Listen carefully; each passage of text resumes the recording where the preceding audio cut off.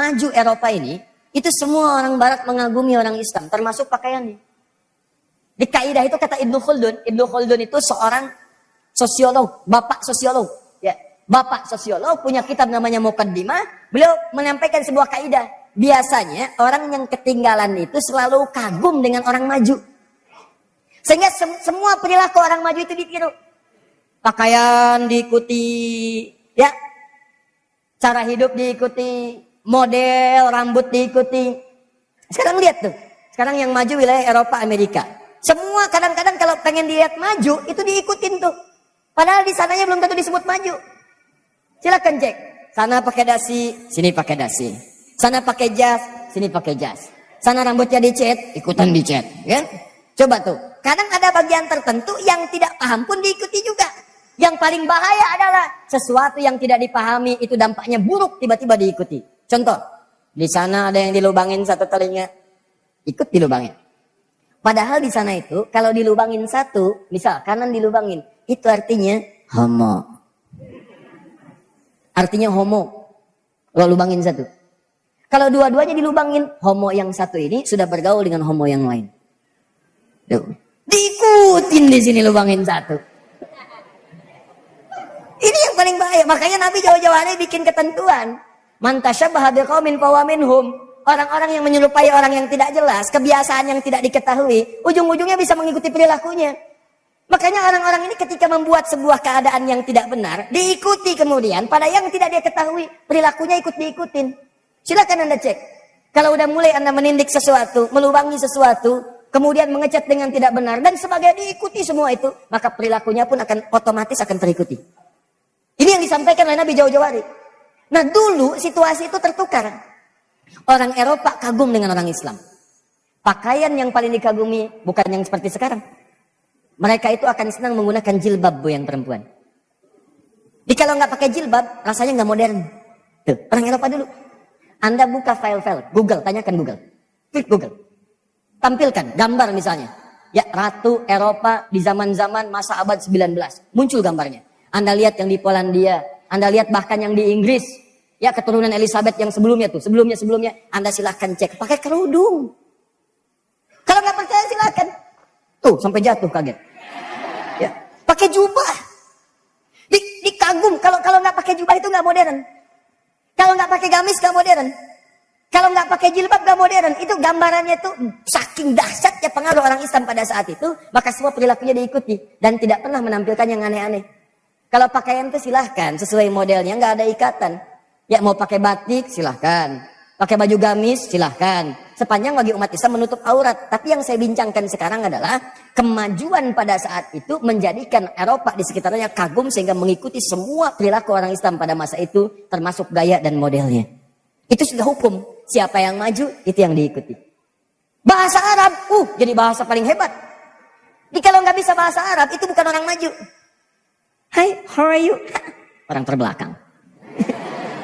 Kaifa haluk? Itu maju. Dulu begitu. Jadi kalau good morning, bosan? Assalamualaikum, maju nih, maju. Jadi semua kalimat-kalimat pada saat itu diikutin, bahasa Arab diikutin, terjemahan dianggap orang yang bersentuhan dengan ini maju. Itu sudah kaidah. Sama sekarang juga begitu. Begitu yang majunya Eropa, bahasa Inggris yang dipakai, kan sekarang kalau nggak ke Inggris-Inggrisan kayaknya nggak maju. Bahkan yang paling aneh, kalau pakai bahasa Inggris harganya ikut naik. Orange juice 20.000, es jeruk 5.000. Pesen jus alpukat berapa? 7.000, avocado 30.000. Tuh. Jeruk nipis peras berapa? 2.500. Jennifer 25.000. Jennifer jeruk nipis peras. Wah. Kalau pakai es, lop es. Nah, ini dulu begitu tuh. Nah, sampai tidak sadar umat Islam itu sudah naik maju. Nah, ini hukum kedua kata Ibnu Khaldun. Kalau orang sudah kebanyakan maju tapi meninggalkan aspek spiritualitasnya, maka dia tidak punya kontrol, nggak ada rem dalam dirinya. Maka yang terjadi nafsu semakin kuat. Kan rumus di Quran itu cuma dua, ada takwa, ada nafsu. Quran surah 91 ayat 7 sampai 10. Ya, wa nafsi wa ma sawwaha fa alhamaha fujuraha wa Nah, di kita itu ada fujur, ada takwa. Fujur ngamalain nafsu. Jadi kalau takwanya naik, nafsu ditekan. Nafsunya naik, takwa ditekan. Takwa itu jiwa kebaikan. Jujur ada di takwa, adil ada di takwa, perhatian ada di takwa, ketaatan ada di takwa. Makanya ini selalu memberikan bisikan kebaikan pada kita. Kalau nggak percaya silahkan. Antum saat adzan berkumandang, jiwa ini akan berkata, cepat sudah adzan. Bahkan kalau dorongannya kuat, sebelum adzan udah bisikin, sebentar lagi adzan. Sebentar lagi adzan. Sama, dia pun mencegah kemungkaran. Jadi begitu dikerjakan kemungkaran, ya akan tersirat misalnya, ini akan protes. Antum keluar dari sini, tiba-tiba terfikir misalnya untuk ganti sendal. Ya, cuman di depan masjid ganti sendalnya. Ya, mana sendal saya ya? Mana sendal saya ya? Gitu kan? Oh ini dia. Padahal ke masjid gak pakai sendal misalkan. Nah, begitu akan dipakai, maka hati kecil dari takwa itu akan berkata, itu bukan punya kamu. Jangan. Begitu kamu gunakan, bagaimana kalau diwafatkan oleh Allah? Wafat dalam keadaan sedang menggunakan sendal orang lain, itu maksiat. Ayo sayang, masa pulang dari taklim dapat pahala tiba-tiba maksiat? Oh ya Allah, ampuni dosa saya. Balik lagi, lebih baik saya jalan tidak menggunakan sendal daripada saya jalan menggunakan bagian dari bara neraka. Wah, begitu di jalan misalnya, kata DKM, begitu muncul nilai ketakwaan maka Allah akan gerakkan orang lain untuk bisa memberikan yang terbaik. Mas, kemana sendalnya? Ah nggak apa-apalah, sendal itu urusan dunia, nggak apa-apa, jalan aja. Jangan begitu, jangan begitu. Ini pakai dulu aja sendal yang ada. Nggak usah. Ya udah kalau begitu jalan aja. Salah. Alat gitu. Nah, terus dikit lagi. Jadi teman-teman sekalian, ini yang terjadi. Tapi kalau fujurnya nafsunya naik, takwa nggak pernah dilatih nih. Maka nafsu yang naik. Ya, latihan takwa itu pakai ibadah. Makanya semua ibadah itu menggunakan akhir tujuannya dengan takwa. Salat itu untuk meningkatkan takwa. Makanya orang takwa cirinya salat. Al-Baqarah ayat 2 dan 3. Dzalikal kitabu la raiba fihi hudal lil. Siapa mutakin di situ ayat 3-nya? Alladzina yu'minuna bil ghaib wa yuqimunas salat. Puasa buat melatih takwa. Al-Baqarah ayat 183. Ya ayyuhalladzina amanu kutiba alaikumus ya kama kutiba alal ladzina min qablikum la'allakum taqwa. Makanya kalau orang rajin puasa itu nilai takwanya meningkat. Karena saat puasa itu dilatih berbuat baik. Gak ada orang puasa berbuat buruk. Saat puasa ibadah meningkat, kemungkaran dicegah. Orang puasa itu hebatnya puasa itu bisa menekan maksiat. Silakan cek, gak ada orang puasa berbohong pun akan ditahan oleh orang puasa. Minimal satu kalanya. Ya diprovokasi akan balas. Nih maghrib misalnya, maghrib sekarang 18:19 misal. Jam 18, jam 6, tinggal 19 menit diprovokasi oleh orang, diledek, dicela satu buku. Habis, ini, nggak akan balas. Nggak akan balas, takut batal puasa. Ditanya sama teman, kenapa nggak dibalas? Biasanya kamu balas, nanti habis maghrib deh. Habis maghrib tuh. Tapi maghrib lupa. Jadi itu menekan tuh, orang puasa tuh nggak ada yang maksiat. Dalam sendirian pun nggak akan dia berani pura-pura. Ya, silahkan cek, itulah takwa.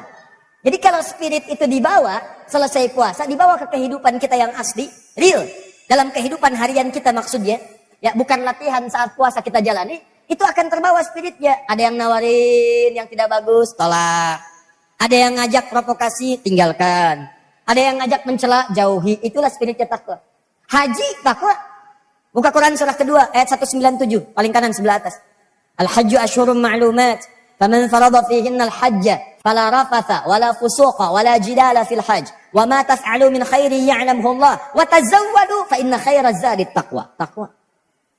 Jadi kalau Anda kerjakan semua itu, rajin puasa, rajin sholat, sunnah dikerjakan, baca Quran, ya umrah, haji, zikir, takwa. Kalau ininya naik maka nafsu akan ditekan. Turun. Maka kesempatan untuk berbuat maksiat hilang. Makanya orang dulu itu termasuk dalam kekuasaan itu nggak ada yang rebutan. Nggak ada sifat saling menghancurkan. Nggak ada saling mencela. Gak ada saling menyerang untuk menjatuhkan. Yang ada bersama-sama berkompetisi dengan cara yang sehat untuk memajukan apa yang mereka kemudian bina kemudian. Jadi yang ditampilkan tuh visi, misi, hal-hal kebaikan, contoh bahkan hebatnya ketika terjadi pemilihan itu hampir semua gak ada yang mau dipilih. Di pernah nih setelah Nabi wafat, Abu Bakar wafat, ada pemilihan mau masuk ke Umar. Itu jajar semua sahabat. Ditunjuk kemudian, Anda saja ditunjuk jadi khalifah. Umar pertama ditunjuk, begitu ditunjuk Abdurrahman bin Auf pertama. Kata Abdurrahman bin Auf, ini aja saya kurang berkenan, ini lebih bagus dari saya. Umar, gimana Umar? Ini saja deh, ini lebih bagus daripada saya. Sampai ke ujung, sampai ke yang terakhir, dekat tembok. ya, deket tiang. Anda aja gitu kan, waduh, begitu nengok ke sini udah nggak ada lagi. Ya, apa yang mereka katakan? Begitu sudah menengok tidak ada lagi, dia katakan saya mengundurkan diri. Tuh. Jadi nggak pasang pamflet, gak ini itu, hemat, anggaran nggak keluar, macam-macam. Dia kepikiran. Yang kurang makan dapat ke situ, yang madrasah kemudian runtuh bisa dibangun lagi, jembatan putus bisa diperbaikin lagi. Jadi anggarannya tuh hemat, gak ada macam-macam, dan semua punya visi membangun negeri. Itu yang luar biasa. Tapi yang paling dahsyat, kalau takwanya itu luntur, yang muncul nafsunya, ini yang paling bahaya. Inilah kemudian yang terjadi pada akhir-akhir kekuasaan orang-orang Islam di sini. Setelah 7 abad kemudian ada di situ membangun negeri, tapi yang terjadi nafsunya banyak yang naik, takwanya turun. Sehingga terjadilah kemudian persengketaan yang dimanfaatkan oleh murid-murid keturunan seilmu oleh Abdullah bin Sabah dulu. Maka dipecah keadaannya di situ. Mulai disisipkan rasa takut kalau kekuasaan itu akan hilang. Nanti kamu nggak bisa jadi raja lagi, statusnya turun. Ya, status turun. Dari raja turun jadi orang biasa. Kemudian nih lihat nih, ada orang-orang yang berpotensi menggantikan kamu. Nih lihat nih, kalau kamu begini nanti orangnya akan begini. Ada lagi, mumpul lagi di atas, manfaatkan. Ini kan orang kaya, orang hebat, ayo, manfaatkan. Mulailah kemudian menyentuh sesuatu yang haram. Mula-mula minuman biasa-biasa, setelah itu minum-minum, setelah macam-macam dan sebagainya. Apa yang terjadi? Karena larut dalam kekuasaan lupa, akhirnya, sisi lain dari Eropa yang merasa orang Islam mengambil wilayahnya, akhirnya mereka menyiapkan serangan, kumpul, dipelajari, dilengkapi senjata dan sebagainya, diinstruksikan.